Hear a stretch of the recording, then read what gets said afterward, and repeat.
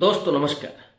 महाराष्ट्र और झारखंड चुनाव के बीच में एक बड़ी खबर आ रही है। एनडीए टूट की कगार पर है। एक राजनीतिक दल एनपीपी नेशनल पीपुल्स पार्टी ने भारतीय जनता पार्टी से अपना समर्थन वापस ले लिया है। नरेंद्र मोदी इस समय 3 देशों की यात्रा पर हैं। कल नाइजीरिया में सम्मान हासिल कर रहे थे। अमित शाह महाराष्ट्र को छोड़कर के कल दिल्ली पहुंच गए थे और उसके पीछे वजह मणिपुर बताई जा रही है। वही मणिपुर जो पिछले 1.5 साल से जल रहा है, लेकिन राष्ट्रवाद के नाम पर राजनीति करने वाले और देशभक्ति के प्रमाण पत्र बांटने वाले आरएसएस और बीजेपी के लोग के मुंह में दही जमा हुआ है। प्रधानमंत्री के निकम्मेपन की इंतहा आपको मणिपुर में मिलेगी।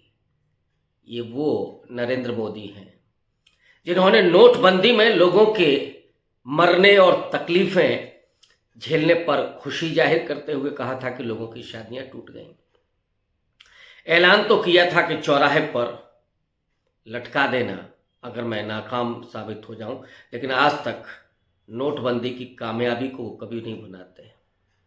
कभी उन्होंने वो इवेंट नहीं किया। इसका मतलब है, और पूरा देश जानता है कि नोटबंदी से इस देश को कितनी बड़ी हानि हुई है। जीएसटी से लेकर के इतनी सारी नाकामियां हैं, लेकिन नरेंद्र मोदी अपनी ब्रांडिंग में बेहद माहिर हैं और जब मीडिया उनका पालतू हो तो कभी ऐसी खबरों पर वो चर्चा नहीं करता।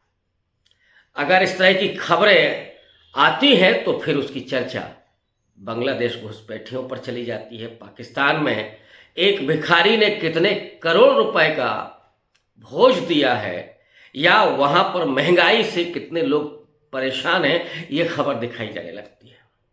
लेकिन देश में टमाटर किस भाव बिक रहा है, प्याज का रेट क्या है, ये वो मीडिया नहीं बताता। खैर, उससे उम्मीद करना भी बेमानी है। मैं जिस खबर की तरफ आ रहा हूं, मणिपुर में एन बीरेन सिंह की सरकार है, भारतीय जनता पार्टी की सरकार है, और अब एनपीपी वो नेशनल पीपुल्स पार्टी, उसके चीफ हैं कोनराम संगमा।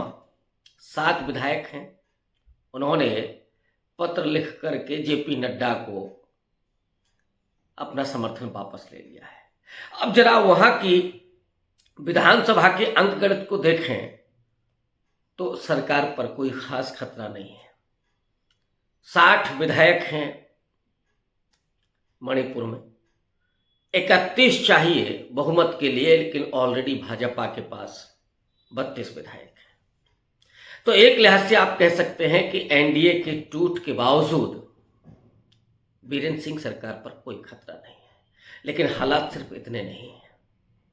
भारतीय जनता पार्टी के 7 विधायक हैं जो कुकी समुदाय के हैं। वो नाराज बताए जा रहे हैं। वो कभी भी बाहर जा सकते हैं। और एक और घटनाक्रम है, 19 विधायकों ने बाकायदा चिट्ठी लिख करके बताया है कि वो एन बीरेन सिंह का नेतृत्व स्वीकार करने के मूड में नहीं है। लेकिन बीरेन सिंह पर मोदी जी की कृपा है, दिल्ली की इनायत है। तो ऐसे में कांग्रेस पार्टी और तमाम दूसरे राजनीतिक दलों के इस्तीफा मांगने के बावजूद बीरेन सिंह का कुछ नहीं बिगड़ा। क्या इस बार ऐसा कुछ होगा? दरअसल इस बार की परिस्थितियां थोड़ी सी अलग हैं। वो मणिपुर जो पिछले 1.5 साल से जल रहा है, उसमें कोई शांति नहीं हुई है। अभी भी लोग राहत शिविरों में रह रहे हैं। कभी भी वहां हिंसा भड़क उठती है। इस बार की हिंसा थोड़ी व्यापक है और उसमें कर्फ्यू लगा है, यहां तक कि इंटरनेट को भी बंद कर दिया गया है।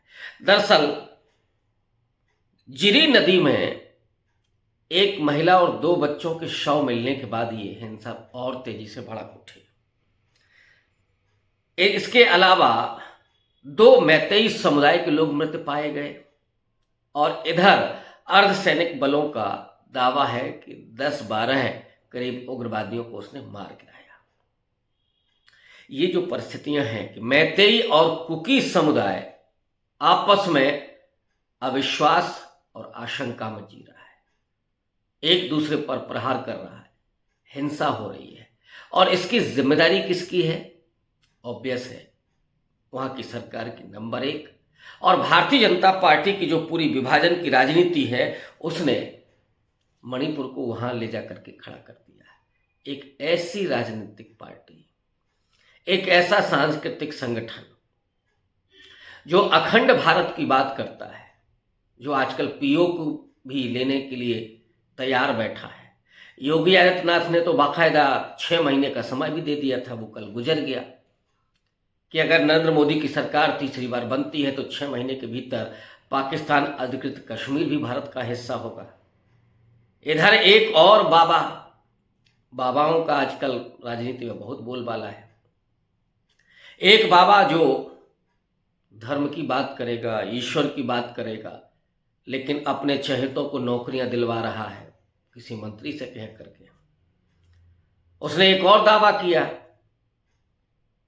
कि प्रधानमंत्री यानी ऊपर के लोगों से कह करके राजस्थान में उसने ब्राह्मण मुख्यमंत्री बनाया और कहा जातिगत आरक्षण खत्म होना चाहिए।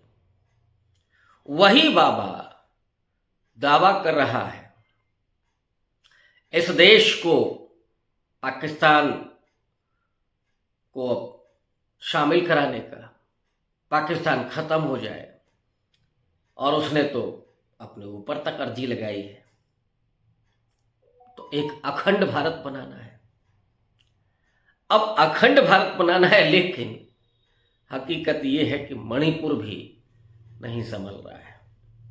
दरअसल भारतीय जनता पार्टी की पूरी राजनीति विभाजन, नफरत और हिंसा, भय पर टिकी हुई है।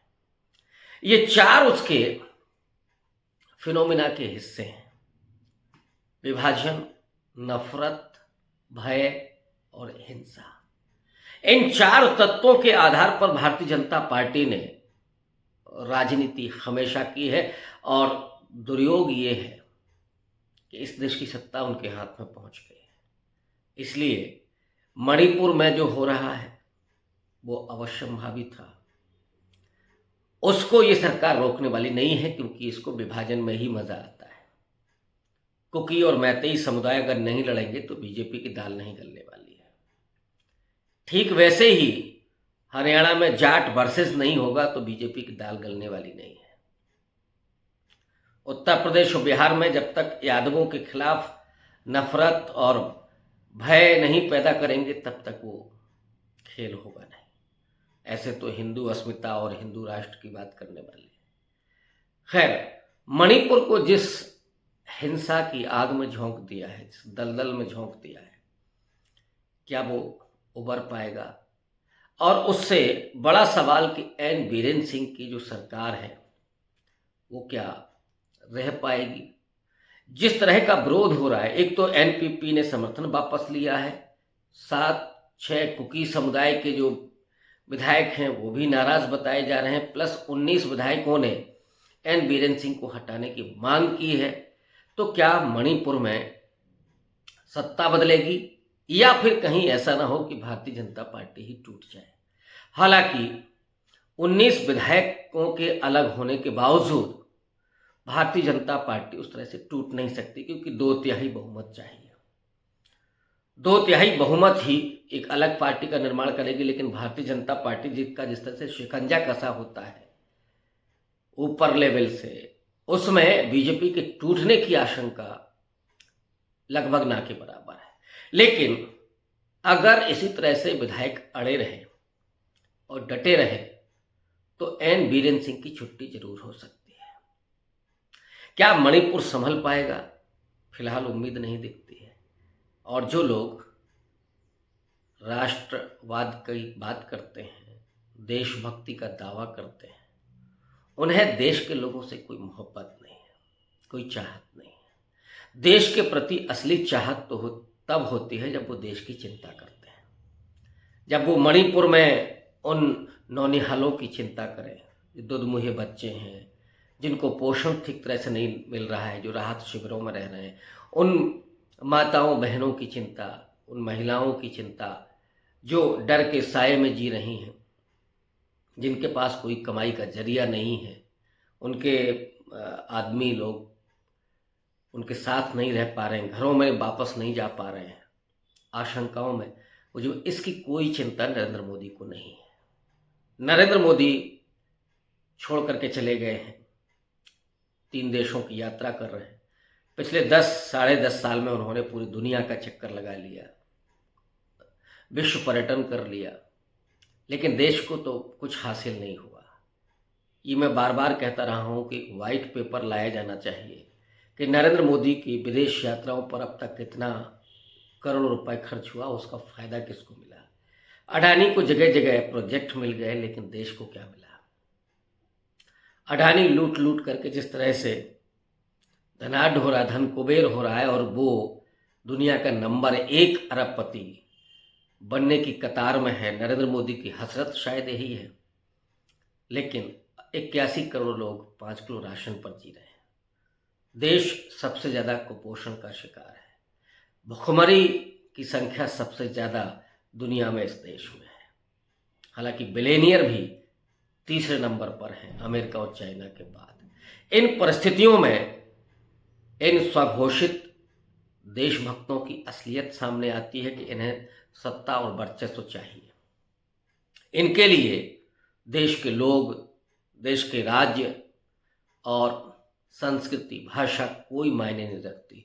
इनके लिए सिर्फ संस्कृति सत्ता है।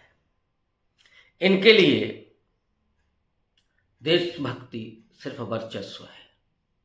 उसमें नरेंद्र मोदी फिलहाल कामयाब हैं। साम दाम दंड भेद सब चल रहा है, कभी पूंजी के ताकत से तो कभी लाठी की ताकत से। लेकिन क्या मणिपुर को लाठी और बंदूक की ताकत से बचाया जा सकता है? ये सोचना होगा सरकारों को, नहीं, अब सरकार से कोई उम्मीद नहीं।